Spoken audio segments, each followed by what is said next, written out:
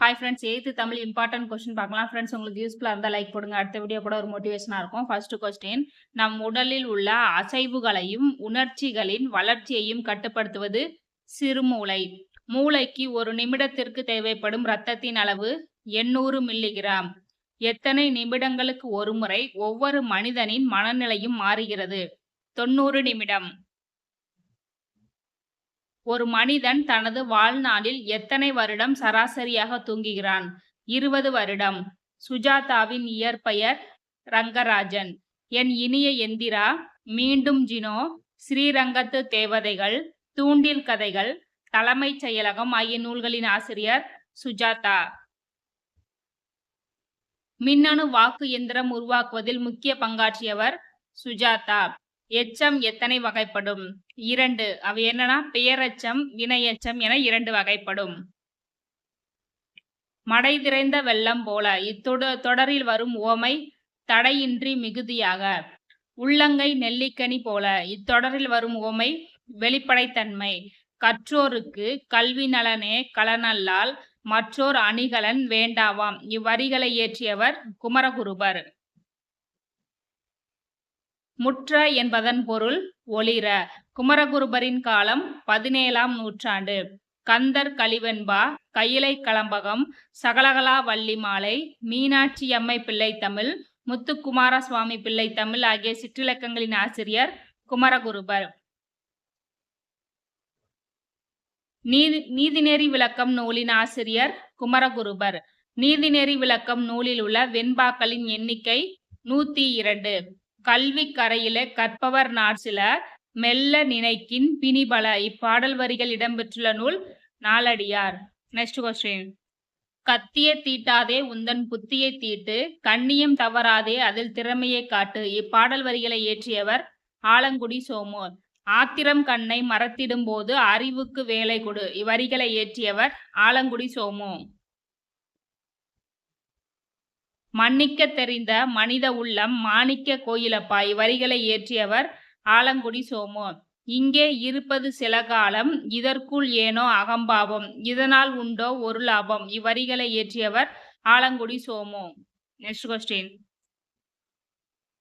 ஆலங்குடி எந்த மாவட்டத்தில் உள்ளது? சிவகங்கை மாவட்டம்.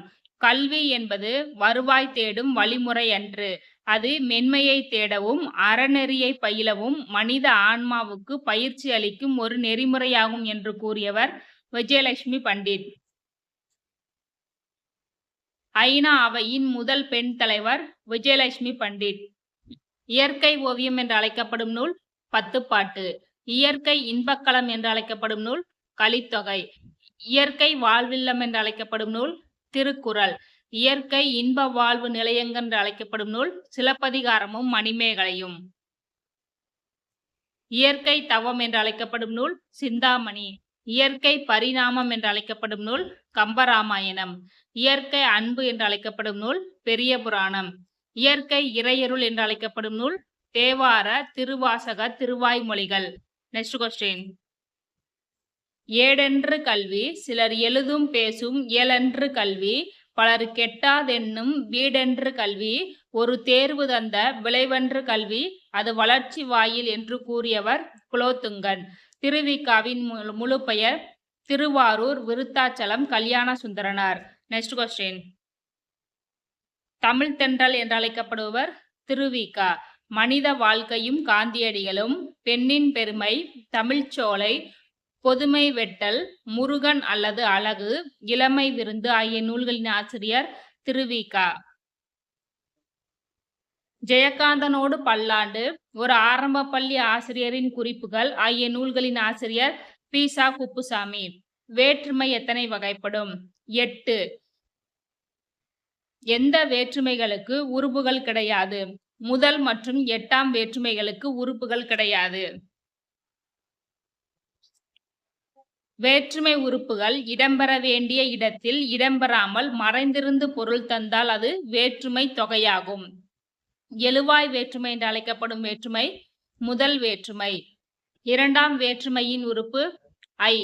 கரிகாலன் கல்லணையை கட்டினான். கல்லணைங்கிறதுல ஐ உறுப்பு வர்றதுனால இது 2ஆம் வேற்றுமை உறுப்பு.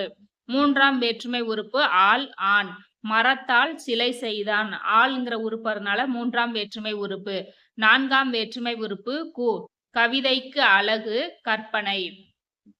ஐந்தாம் வேற்றுமை உறுப்பு இன் இல். தமிழ்நாட்டின் இன் கிழக்கு வங்கக்கடல். சிலேடை பாடுவதில் வல்லவர் காளமேகம். பாடுவதில் இல்ங்கிற உறுப்பு வரதுனால இது ஐந்தாம் வேற்றுமை உறுப்பு.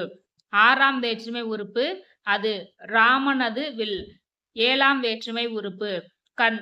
எங்கள் ஊரின் கண் மழை பெய்தது. Next question. விழி வேற்றுமை என்று அழைக்கப்படும் வேற்றுமை எட்டாம் வேற்றுமை.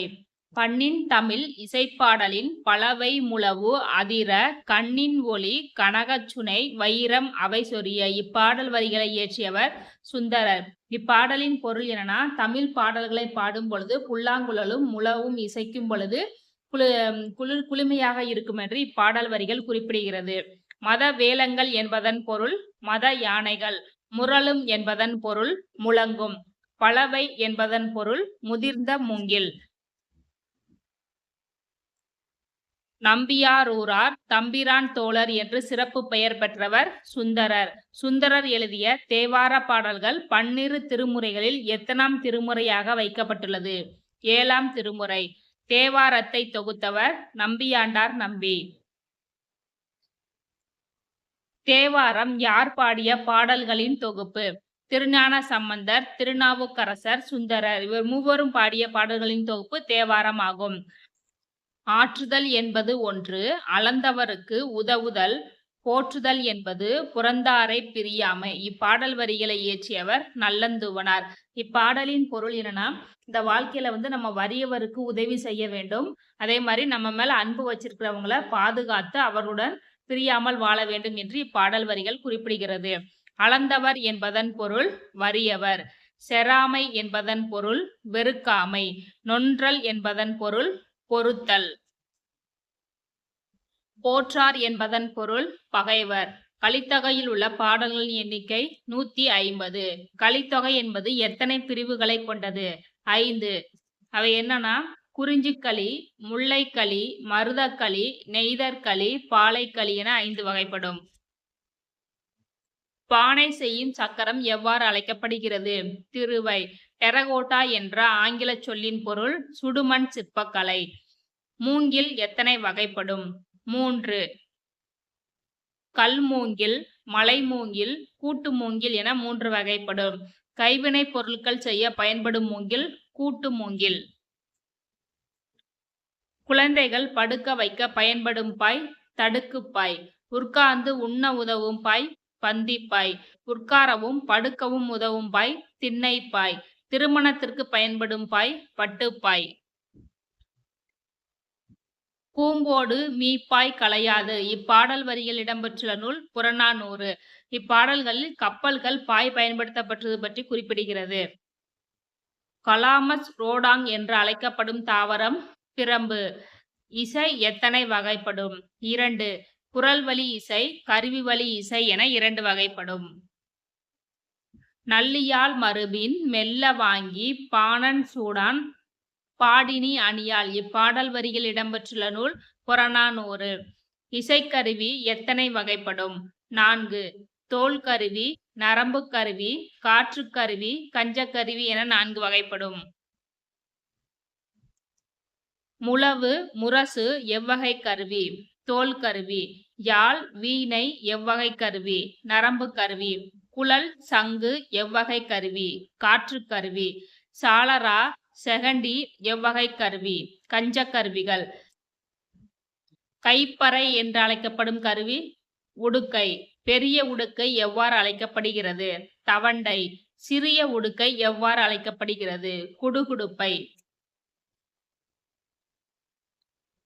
தண்டுடுக்கை, தாளாந்தக்கை, சாரா நடனம் பயில்வார். இப்பாடல் வரிகளை இயற்றியவர் திருஞான சம்பந்தர். தேவாரத்தில் இடம்பெற்றுள்ளது. இப்பாடல் வரிகள் உடுக்கையை பற்றி குறிப்பிடுகின்றன. 5 முகங்களை உடைய முரசு எவ்வாறு அழைக்கப்படுகிறது? குடமுலா என்று அழைக்கப்படுகிறது. இது முரசு வகையை சேர்ந்ததாகும். பஞ்சமகா சத்தம் என்று அழைக்கப்படும் கருவி குடமுலா. இந்த பஞ்சமகா சப்தம் என்று எதுக்காக அழைக்கப்படுகிறதுனா, இதுல வந்து 5 விதமான சப்தங்கள் எழுப்புவதால் இது பஞ்சமகா சப்தம் என்று அழைக்கப்படுகிறது. கொன்றை குழல், முல்லை குழல், ஆம்பல் குழல் என பல வகையான குழல்கள் இருப்பதாக கூறும் நூல் சிலப்பதிகாரம்.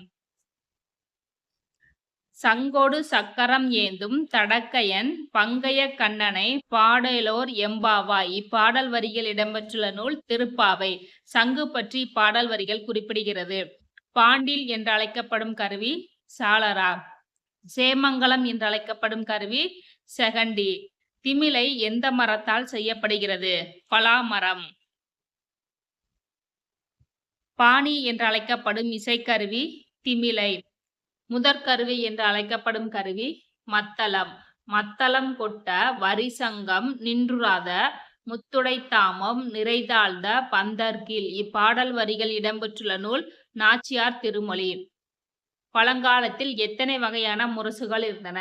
3. அவை என்னன்னா படைமுரசு, கொடைமுரசு, மணமுரசு என 3 வகைகள் இருந்தன. தமிழ் மக்களிடம் 36 வகையான முரசுகள் வழக்கத்தில் இருந்ததாக கூறும் நூல் சிலப்பதிகாரம். மாக்கண் முரசம் என்று முரசு பற்றி எந்த நூல் குறிப்பிடுகிறது? மதுரை காஞ்சி. மன்னமை முழவு என்று முழவு பற்றி குறிப்பிடும் நூல் பெருநர் ஆற்றுப்படை. கலை உணக் கிளந்த முழவு மருள் பெரும்பழம். இப்பாடல் வரிகள் இடம்பெற்றுள்ள நூல் புறநானூறு. முழவு பற்றி இப்பாடல் வரிகள் குறிப்பிடுகிறது. 21 நரம்புகளை கொண்ட யாழ் எவ்வாறு அழைக்கப்படுகிறது? பேரியாழ். 19 நரம்புகளை கொண்ட மீன் வடிவமுடைய யாழ் மகர யாழ் என்று அழைக்கப்படுகிறது. 14 நரம்புகளை கொண்ட யாழ் சாகோட யாழ்.